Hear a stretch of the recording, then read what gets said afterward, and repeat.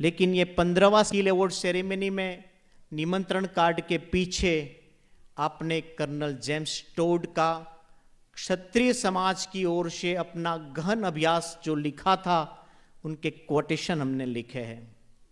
मैं मानता हूं शंकर सिंह जी बापू कि प्रवर्तमान समय में केवल इतिहास के परिवेश में रहना ठीक नहीं है। मैं मानता हूं कि केवल वर्तमान समय में इतिहास में ही हम खो जाएंगे तो वर्तमान हम संभाल नहीं पाएंगे और भविष्य हम निर्मित नहीं कर सकेंगे। लेकिन चाणक्य जी ने जो कहा है कि जिस देश की प्रजा अपना इतिहास भूल जाती है, उस देश की भूगोल भी बदल जाती है।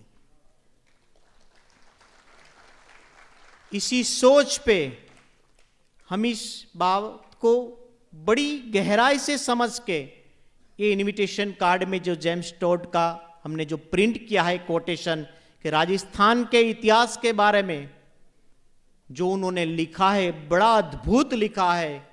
हमारी महिलाओं, हमारी मातृशक्ति, हमारी राजपूत देवियाओं के बारे में जो लिखा है वो आप सबने पढ़ा ही है, अद्भुत है। मैं मानता हूं कि वर्तमान में हमारी उस बात से सुसंगतता नहीं है या तो कम है, लेकिन उस समय की जो सुसंगतताएं उन्होंने बताई है वो बड़ी ही अद्भुत है।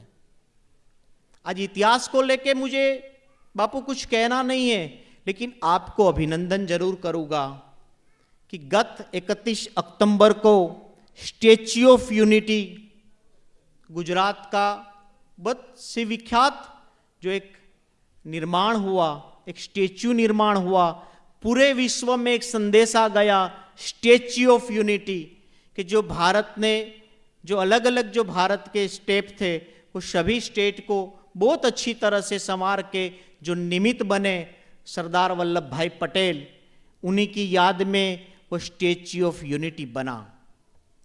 मेरी बात करने की इतिहास की शुरुआत इस दिशा की है, इसलिए वो कोटेशन हमने प्रिंट किए थे।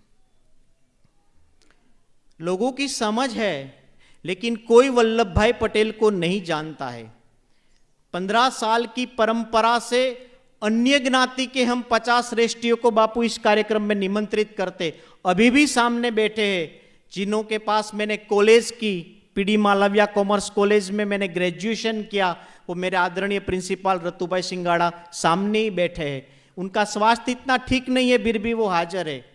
ऐसे ही गोविंद भाई खुट, अजीत सिंह बापू भुनावा के अंगत मित्र, पटेल पाटीदार समाज के बड़े अग्रणी और इतनी बेस्ट हॉस्टल चलाते वो भी सामने बैठे हैं। और यही अलग अलग रघुवंशी ब्राह्मण समाज, सभी समाज के हम प्रतिनिधियों को बुलाते हैं ताकि हम समाज की बात सुसंविधाता के कर सके, कि हम कह सके कि हम कहना क्या चाहते हैं। 1939 की बात है, द्वितीय गोड़मेजी परिषद, पहले भी मैं यह बात कर चुका हूं कि द्वितीय गोड़मेजी परिषद में जब गांधी जी ब्रिटेन गए, उनके साथ कश्मीर के महाराजा हरि सिंह जी भी विराजे थे। गोड़मेजी परिषद का मतलब होता है राउंड टेबल। वो द्वितीय गोड़मेजी परिषद, आज भी वो बात उस गैजेट में नॉमिनेट है, नोंद की हुई है। विंस्टन चर्चिल ने कहा कि गांधी जी हम हिंदुस्तान को आजाद कर देंगे, लेकिन हिंदुस्तान के ये जो देशी रजवाड़े हैं, जो क्षत्रिय राजपूताना राज्य है, उसका आप क्या करोगे। आज भी 1939 की बात है कि तब जवाब गांधी जी का मौन था, क्योंकि उस दिशा में उस वक्त कुछ बात बनी नहीं थी। लेकिन ठीक उसी वक्त कश्मीर महाराजा हरि सिंह जी खड़े होकर बोले कि अगर चर्चिल साहब आप हिंदुस्तान को आजाद कर देते हैं तो हम अपने हिंद रजवाड़े भारत में विलीनीकरण कर देंगे।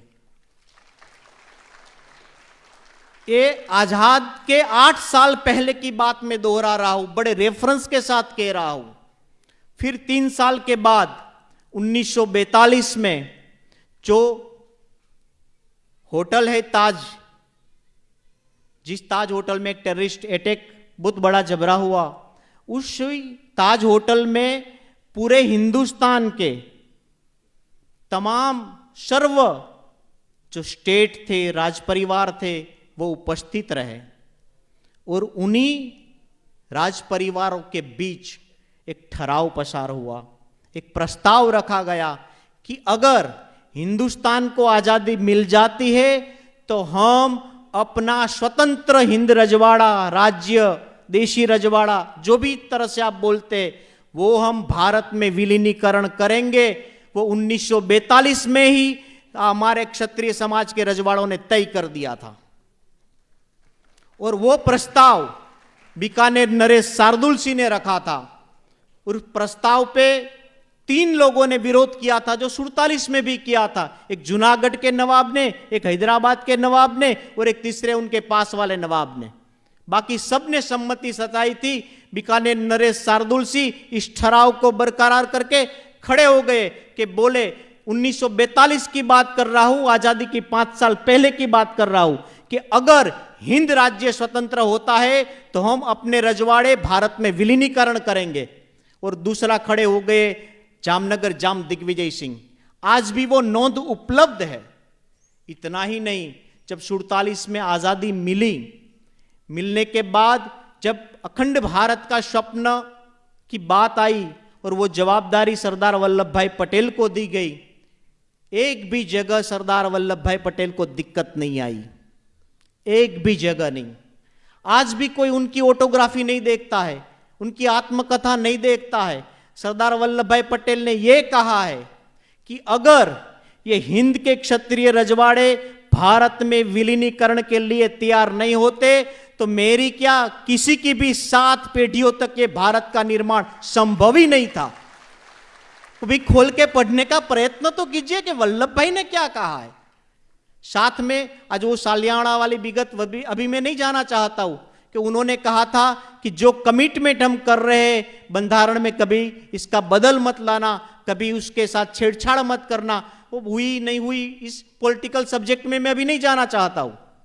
लेकिन मुझे कहना का मतलब केवल यह है कि जो भारत, अखंड भारत की रचनाएं हुई, तो जो देशी रजवाड़ा की बात हम कर रहे हैं वो सर्वदेशी रजवाड़ाओं को भारत में विलीन करने के लिए पहले से ही रजवाड़े की मानसिकता बनी हुई थी, राष्ट्र प्रेम के बदौलत बनी हुई थी। ऐसा नहीं था कि इस सभी देशी रजवाड़ियों में अंग्रेजों की हुकूमत इतनी बड़ी थी कि कुछ ना हो सके। आज भी कहीं ऐसी डॉक्यूमेंट्री बनी है कि ब्रिटेन अंग्रेजों के कब्जे में 33% भारत था, वो देशी रजवाड़े के ही कब्जे में था। ऐसा नहीं था कि संपूर्ण कब्जा था, पॉलिटिकल एजेंट के माध्यम से जो चलता था दूसरी बात है।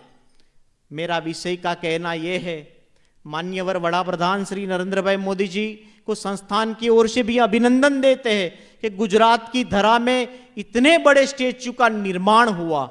गुजरात की पहले थी एक अलग पहचान थी, स्टेच्यू से पहचान अलग हुई। लेकिन इस पहचान के साथ जिस देशी रजवाड़ाओं ने विलीनीकरण के लिए पहले से ही राष्ट्र प्रेम की ओर, राष्ट्रभक्ति की ओर, मातृशक्ति की ओर, मातृभक्ति की ओर, मातृभूमि की ओर जिन्होंने अपना समर्पण कर रखा था, उन लोगों की यादों का, उन लोगों की तारीखों और त्वारीखों का भी बहुत अच्छा सा म्यूजियम साथ होना चाहिए। समाज की कई संस्थान से वहां मांग पहुंची। स्टेच्यू का उद्घाटन के पहले आदरणीय शंकर सिंह जी वाघेला बापू का 2 पेज का लेटर जो मैंने भी पढ़ा है, इतना अच्छी तरह से बड़ा प्रधान श्री को उद्बोधन करके लिखा। और बड़ा प्रधान श्री ने उस स्टेच्यू ऑफ यूनिटी के उद्घाटन पे अपने वक्तव्य में भी ये कहा कि ये स्टेच्यू ऑफ यूनिटी के साथ मेरा एक स्वप्न भी है कि ऐसा म्यूजियम बनना चाहिए। और हमें आदरणीय बड़ा प्रधान श्री नरेंद्र भाई मोदी जी पर इतना भरोसा है कि दिन को सपना देखना और पूरा करने की जो थिंक लाइन है, गुजरात को, देश को और विश्व को आपने दी है। आपने अपने वक्तव्य में कहा है कि मेरा ये स्वप्न है, ऐसा म्यूजियम बनना चाहिए। तो हम संस्थान की ओर से हृदय से आपसे ये अपेक्षा भी करते हैं, आशा भी करते हैं, बड़ा प्रधान के ओर से, क्षत्रिय समाज की ओर से मांग भी रखते हैं कि इतिहास के इस विषय को भी स्टेच्यू ऑफ यूनिटी के पास आप रखें। इसलिए कि आने वाली नस्ल को पता चले कि वास्तव रूप में अखंड भारत की रचना किस तरह से हुई है। मेरा कहने का तात्पर्य केवल यह नहीं है कि आप क्षत्रिय रजवाड़ाओं का ही उल्लेख करें। मैं जानता हूं देश को आजाद दिलाने में 6 लाख से ज्यादा शहीदों की शहादत हुई है। बहुत ही मुश्किल से हमें 10,000 12,000 की हिस्ट्री उपलब्ध है, फोटोग्राफी उपलब्ध है। बाकी 250 साल अंग्रेजों के और मुगलों को तो भूल जाइए, उनके तो बहुत बड़े थे।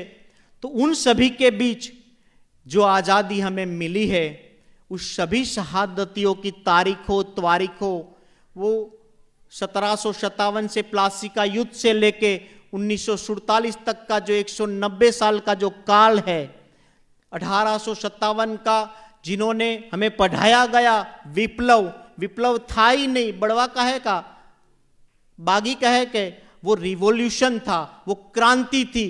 वो सभी इतिहास को परिप्रेक्ष्य में रखे आप वो क्रांति तीर्थ ऐसा बनाइए कि केवल अखंड भारत की रचना के लिए जो रजवाड़े थे उनका ही म्यूजियम बने, ऐसा मैं नहीं कह रहा हूं, उनका तो बने ही, लेकिन साथ में इस देश की आजादी के लिए जिन्होंने मर मिटा, जिन्होंने इतना बलिदान दिया, जिन्होंने अपने जीवन को झांसी की रानी लक्ष्मीबाई से लेकर भगत सिंह तक के आगे जितने भी वो ऐतिहासिक चरित्र की बातें हैं, वो वहां तीर्थ भूमि बने।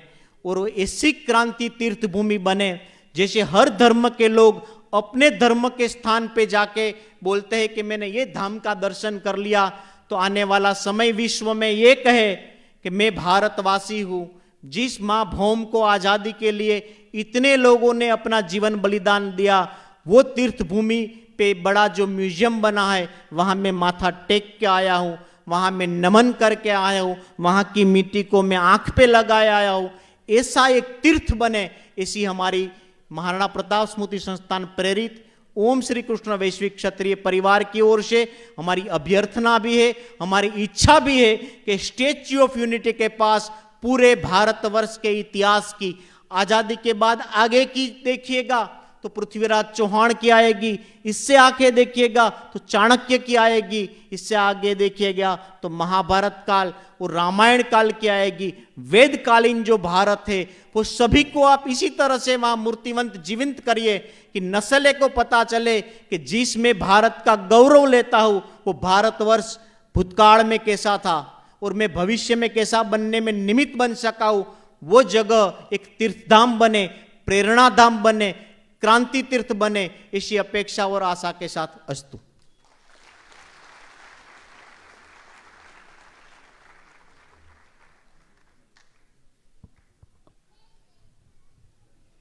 खूब खूब धन्यवाद।